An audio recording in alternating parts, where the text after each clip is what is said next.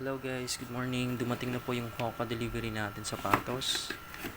Unexpected. Akala ko medyo maliit siya or like similar. Ito yung 43. Yung Sarax, ito yung Hoka. Medyo malaki siya at more bulky. Super comfy naman siya. Pero yun nga lang, medyo malaki pero kaya naman. If you're gonna examine yung quality nito, parang napaganda. Walang namang damage. Notice ko lang yung rubber dito is more like matte finish na grippy siya, rubber protection, tapos yung sole po niya napakaganda ng gripping dito yung soft area. Pero entirely if you're gonna examine yung sapatos, napakaganda.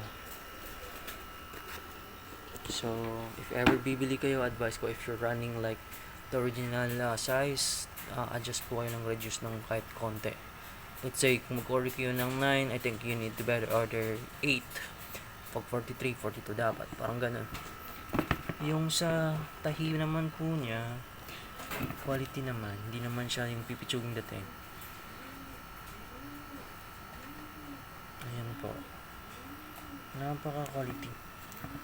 Ito naman is parang yung rubber niya is mga matibay naman. Sinasabi ng Gore-Tex, sana hindi to PU. Super mukhang okay naman siya.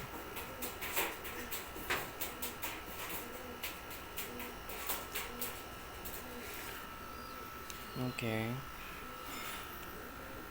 Siyempre mabusisi tayo, men. Okay, parang excess na glue lang pero hindi naman siya dumi, parang ganun. Overall, yung image ng sapatos, pogi. Astig, man. Astig.